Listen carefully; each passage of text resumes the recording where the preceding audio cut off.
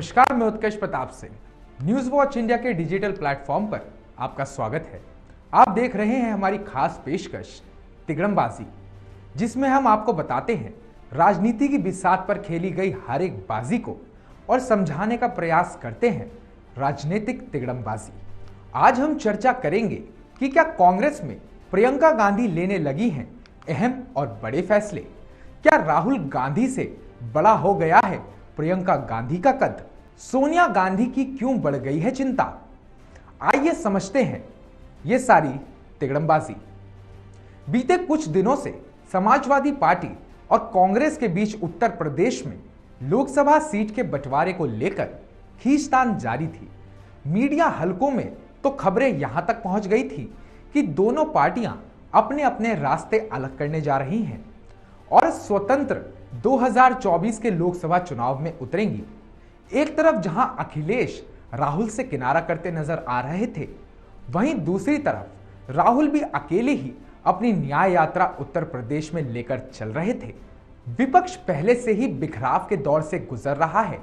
उसमें अखिलेश और राहुल के बीच में टेंशन विपक्ष के पसीने छुड़ा रही थी। पर कल विपक्ष के लिए एक खुशखबरी तब आई जब कांग्रेस और समाजवादी के बीच सीट बंटवारे पर आखिरी मोहर लगी। तो आइए अब आपको बताते हैं कि कौन सी पार्टी को कितनी सीटें मिली और अखिलेश राहुल की इस असमंजस को आखिर किसने दूर किया। बात पुरानी है लेकिन कहानी और किरदार वही है। वक्त की मांग को देखते हुए कांग्रेस और समाजवादी पार्टी एक साथ है। 7 साल बाद एक बार फिर मोदी को हराने के नाम पर यूपी के दो लड़के मिल तो गए हैं, लेकिन सवाल गर्मजोशी को लेकर है। हालांकि ख्वाब तो पूरी रफ्तार से दौड़ने का था, लेकिन यह साथ 2017 के विधानसभा चुनाव में हार के साथ खत्म हो गया था। लेकिन एक बार फिर राजनीतिक मजबूरी ने दोनों के रास्ते एक कर दिए हैं। हालांकि कांग्रेस को अपनी शर्तों से पीछे हटना पड़ा और सपा को बड़े भाई के रूप में स्वीकारना पड़ा है। यही वजह है कि अलायंस पर बात बिगड़ती दिखी तो अखिलेश ने साफ कर दिया कि जब तक सीट शेयरिंग तय नहीं होती तब तक राहुल गांधी की भारत जोड़ो न्याय यात्रा का हिस्सा नहीं बनेंगे।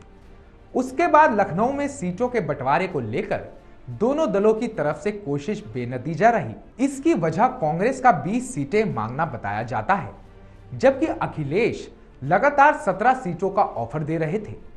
कांग्रेस ने 17 सीटों के अलावा 3 और सीटों की मांग कर दी थी, जिसमें बिजनौर, मुरादाबाद और बलिया की सीटें शामिल थीं। जैसे ये बात बाहर निकली तो गठबंधन टूटने की आशंका लगाई जाने लगी।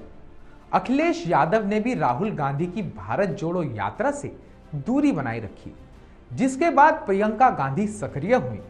सूत्रों की माने तो प्रियंका गांधी ने पहले राहुल गांधी से बात की, जिसके बाद उन्होंने सपा सुप्रीमो अखिलेश यादव को फोन लगाया और समझौते का फॉर्मूला तैयार किया। सूत्र बताते हैं कि कांग्रेस ने मुरादाबाद, बलिया और बिजनौर सीट की मांग खत्म कर दी।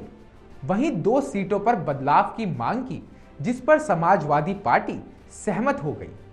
अब सपा 63 और कांग्रेस मात्र 17 सीटों पर अपने उम्मीदवार उतारेगी। दरअसल कांग्रेस की ओर से हाथरस, श्रावस्ती की सीटें बदलने के लिए कहा गया है, जिसकी जगह उन्हें अब मथुरा, बुलंदशहर और सीतापुर की सीट दे दी गई है। सूत्रों की माने तो प्रियंका गांधी मुरादाबाद में अपने किसी करीबी को सीट देना चाहती थी, लेकिन मुरादाबाद की सीट इस वक्त समाजवादी पार्टी के पास है और एसटी हसन वहां से सांसद है। ऐसे में अखिलेश इस सीट को कांग्रेस को देने के मूड में कतई नहीं थे, जिसके बाद प्रियंका ने खुद ही आगे होकर उस सीट की मांग छोड़ दी। वहीं अमरोहा सीट को देने की सहमति बन गई। हालांकि इन सारी बातों से एक बात तो साफ नजर आती है, वो ये है कि अब राहुल के फैसले भी प्रियंका लेने लगी हैं। क्या कांग्रेस अब प्रियंका को राहुल के ऊपर तरजीह देने लगी है? क्या कांग्रेस अब अपना मुख्य नेता राहुल की जगह प्रियंका को देखने लगी है? हालांकि इसका फैसला तो वक्त ही करेगा, पर सोनिया गांधी के लिए मुश्किलें बढ़ती जा रही हैं। आखिर दोनों बच्चों में से सोनिया किसके हाथ में आने वाले समय में बागडोर सौंपेंगी, किस पर अपना भरोसा जताएंगी, ये उनके लिए भी आसान फैसला नहीं रहेगा।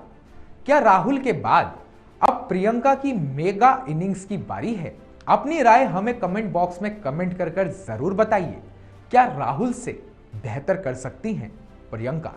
धन्यवाद।